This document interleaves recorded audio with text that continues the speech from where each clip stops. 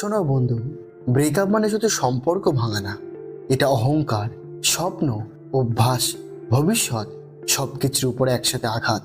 বুকের ভেতরে এমন একটা শূন্যতা তৈরি হয় যেখানে শব্দ ঢোকে না, আলো ঢোকে না। ফোন হাতে নিয়ে স্ক্রিনের দিকে তাকিয়ে থাকো। কথা বলবে? না, বলবে না। কারণ জানো, বললেই আবার নিজেকে ছোট করতে হবে। আজ আমি তোমাকে কান্না থামাতে বলবো না, আজ আমি তোমাকে শক্ত হতে বলবো না, আজ আমি শুধু সত্য বলবো। এই কষ্ট তোমাকে ভাঙতে আসেনি, তোমাকে গড়তে এসেছে। এই ভিডিওটা কোনো মিষ্টি মোটিভেশন না, এটা বাস্তব, কাঁচা সত্য। কারণ ব্রেকআপের পর যদি তুমি ভুল করো তাহলে তুমি সব হারাবে, আর যদি ঠিক করো তাহলে তুমি নতুন জীবন পাবে। তো চলুন বন্ধুরা, বিস্তারিত জানা যাক এই ভিডিওটির মাধ্যমে। আর ভিডিও শুরুতে একটাই অনুরোধ, ভিডিওটি ভালো লাগলে লাইক, শেয়ার এবং সাবস্ক্রাইব করতে ভুলবেন না। প্রথম 7 দিন যা করবে না। ব্রেকআপের পর সবচেয়ে বিপজ্জনক সময় হলো প্রথম 7 দিন। এই 7 দিন তোমার মস্তিষ্ক তোমার শত্রু হয়ে যায়। তাই আগে বলি, এই সময় কি করবে না। বারবার মেসেজ দেবে না। তোমার মাথা বলবে একটা হাই পাঠাই, একটা ভয়েস নোট পাঠাই, শেষবার কথা বলি। শোনো, শেষবার বলে কিছু হয় না। শেষবার মানে নতুন করে অপমান শুরু। তুমি যখন মেসেজ করো তখন তুমি ভালোবাসা চাইছো না, তুমি ভিক্ষে চাইছো। আর ভিক্ষা করলে কেউ ফিরে আসে না। মনে রেখো, যে মানুষটা তোমার কদর বোঝেনি সে তোমার কান্নার দামও বোঝে না। সোশ্যাল মিডিয়ায় নজরদারি বন্ধ। তুমি চুপচাপ স্টোরি দেখছো, লাইক দিচ্ছ না, কমেন্ট করছো না, কিন্তু দেখছো এটা আত্মসম্মান খুন করা। প্রতিটা স্টোরি তোমার বুকের উপর নতুন করে চাপ দেয়। সে হাসছে, তুমি ভাবছো আমাকে ছাড়া ও তো এত সুখী। শোনো, সোশ্যাল মিডিয়া সুখ না, অভিনয়। তুমি অভিনেতা হতে চাও না, তুমি যোদ্ধা হতে চাও। আজই আনফলো করো, ব্লক না পারলে মিউট করো, কিন্তু নিজেকে আর ক্ষতবিক্ষত করো না। নিজেকে দোষ দেওয়া বন্ধ। আমারই দোষ ছিল, আমি যদি একটু বদলাতাম। এই লাইনগুলো তোমার আত্মসম্মান ধীরে ধীরে মেরে ফেলে। সম্পর্ক ভাঙে দুজনে, একজন চেষ্টা করলে আর একজন না করলে ওটা ভালোবাসা না, ওটা একতরফা যুদ্ধ। তুমি যুদ্ধ করেছো, সে করেনি, গল্প এখানেই শেষ। 2 প্রথম 7 দিন যা করবে। এখন আসল কাজ শুরু। কান্না করো, কিন্তু লুকিয়ে নয়। কান্না দুর্বলতা না, কান্না হলো শরীরের ডিটক্স। একা ঘরে দরজা বন্ধ করে কাঁদো, কিন্তু মনে রেখো এই কান্না তোমার শেষ না, এটা রিসেট। কাঁদতে কাঁদতে নিজের কাছে একটা কথা বলো, আমি ভেঙেছি কিন্তু শেষ হয়নি। 2 সব স্মৃতি এক জায়গায় জমাও। ছবি, চ্যাট, উপহার সব একটা ফোল্ডার বানাও। নাম দাও অতীত। তারপর ফোনের হোম স্ক্রিন থেকে সরিয়ে দাও। ডিলিট করতে না পারলে দূরে রাখো। চোখের সামনে থাকলে মন সামনে যেতে পারে না। 3 শরীর নড়াও। জিম না পারলে হাঁটো, দৌড়াও, ঘাম ঝরাও। কারণ শরীর যখন ব্যস্ত থাকে মন একটু চুপ করে। ব্রেকআপের পর যারা শরীরকে অবহেলা করে তারা আত্মাকে বাঁচাতে পারে না।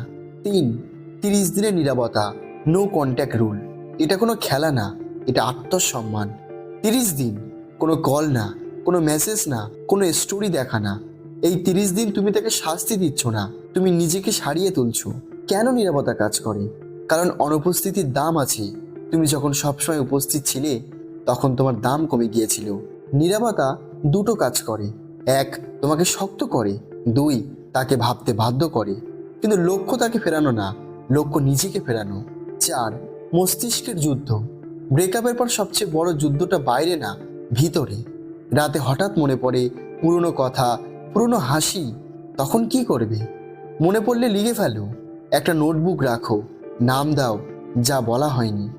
যা মনে আসে লিখে ফেলো, পাঠাবে না, শুধু লিখবে। কারণ অনুভূতি চাপা দিলে বিস্ফোরণ হয়, বের করলে হালকা হয়। নিজেকে প্রশ্ন করো, নিজেকে জিজ্ঞাসা করো, সে কি আমাকে সম্মান দিয়েছে? সে কি আমার খারাপ সময় ছিল? আমি কি একা লড়েছি? উত্তরগুলো তোমাকে বাস্তবে ফিরিয়ে আনবে। 5 আত্মসম্মান রিবিল্ড। ভালোবাসা হারানো যায়, কিন্তু আত্মসম্মান হারানো যায় না। রুটিন বানাও, ঘুম, খাবার, কাজ সব নির্দিষ্ট সময়ে। রুটিন ভাঙলে জীবন ভাঙে। নিজের মান বাড়াও, নতুন স্কিল শেখো, বই পড়ো, কাজের জায়গায় নিজেকে প্রমাণ করো। সবচেয়ে বড় প্রতিশোধ হলো এমন মানুষ হয়ে ওঠা যাকে হারানোটা ভুল ছিল। 6 যদি সে ফিরে আসে। এই প্রশ্নটা আসবেই। ফিরে এলে আগে একটাই প্রশ্ন করো, এই মানুষটা কি বদলেছে, না শুধু একা লাগছে? যে মানুষ একবার তোমাকে ছেড়েছে সে আবার ছাড়তেও পারে। ভালোবাসার সুযোগ চায়, কিন্তু আত্মসম্মান দ্বিতীয়বার মরতে চায় না। আজ তুমি ভাঙা, ঠিক আছে, কিন্তু মনে রেখো, ভাঙা জিনিস দিয়েই ইতিহাস তৈরি হয়। এই কষ্ট তোমাকে থামাতে আসেনি, এটা তোমাকে অন্য লেভেলে তুলতে এসেছে। কিন্তু এবার প্রশ্ন, কিভাবে নিজেকে আবার ভালোবাসবে? কিভাবে নতুন সম্পর্কের জন্য প্রস্তুত হবে? আর কিভাবে ব্রেকআপের পর জীবনের টার্নিং পয়েন্ট বানাবে? জানতে হলে এই 3টি পয়েন্ট মন দিয়ে শোনো। 1. নিজেকে আবার ভালোবাসতে শেখো। Self respect reset. ব্রেকআপের পর সবচেয়ে বড় ক্ষতি হয় ভালোবাসার না, নিজের প্রতি বিশ্বাসে। তুমি আয়নায় তাকিয়ে নিজেকে প্রশ্ন করো, আমি কি যথেষ্ট ছিলাম না? শোনো, এই প্রশ্নটাই ভুল। সঠিক প্রশ্ন হলো, আমি কি নিজের সাথে সৎ ছিলাম? কি করবে? আয়নার সামনে দাঁড়িয়ে নিজের চোখে তাকাও। প্রতিদিন একবার বলো, আমি কাউকে হারাইনি। যে আমাকে হারিয়েছে সে আমাকে ডিজার্ভ করতো না। প্রথম কয়েকদিন হাস্যকর লাগবে, কিন্তু 21 দিনের মাথায় দেখবে তোমার কাজ সোজা, চোখে ভয় কম। নিজেকে ভালোবাসা মানে আর কাউকে দরকার নেই, এটা না। নিজেকে ভালোবাসা মানে আর কেউ এলেও তুমি ভিক্ষা করবে না। 2. Over thinking. ভাঙার হার্ট রুল। Mind discipline. রাত 2টো, চারপাশে চুপ, মাথার ভিতর সে। এই সময় মানুষ আবার পুরো চ্যাট খুলে ফেলে। এখানে 90% মানুষ হেরে যায়। আজ থেকে এই 3টি নিয়ম। রুল নাম্বার 1, মনে পড়লেই ফোন ধরবে না। ফোন মানে ট্রিগার, ট্রিগার মানে রিল্যাপস। Rule number 2, 5 4 3 2 1 technique. 5টা জিনিস দেখো, 4টে জিনিস ছো, 3টে শব্দ শোনো, 2টো গন্ধ নাও, একটা গভীর শ্বাস। মস্তিষ্ক বর্তমান মুহূর্তে ফিরে আসবে। রুল নাম্বার 3, মনে পড়া ইজিক্যাল টু দুর্বলতা না। মনে পড়ছে মানে তুমি মানুষ, কিন্তু সেই স্মৃতিতে ফিরে যাওয়া মানে তুমি নিজেকে ধ্বংস করছো। 3, নিজেকে আপগ্রেড করো। এই জায়গাটা সবচেয়ে বিপজ্জনক এবং সবচেয়ে শক্তিশালী। 2 রাস্তায় যেতে পারো, একা বসে নিজেকে শেষ করা, বা এমন মানুষ হওয়া যাকে হারানোটা অপরাধ। 90 দিনের চ্যালেঞ্জ। শরীর সপ্তাহে 4 দিন ঘাম, মস্তিষ্ক প্রতিদিন 10 পৃষ্ঠা বই, আর ভবিষ্যৎ প্রতিদিন 1 ঘন্টা স্কিল। মনে রেখো, সবচেয়ে জোরালো জবাব শব্দে না, রেজাল্টে। তুমি বদলালে কেউ ফিরে আসুক বা না আসুক, তুমি আর আগের মানুষ থাকবে না। তো বন্ধু, যদি এই ভিডিওটা তোমাকে একটু হলেও শক্ত করে, তাহলে লাইক করো। আর যদি তুমি এখনো ভেঙে থাকো, চ্যানেলটা সাবস্ক্রাইব করো। কারণ এই জায়গাটা দুর্বল মানুষের জন্য না, এটা ফিরে দাঁড়ানোর মানুষের জন্য।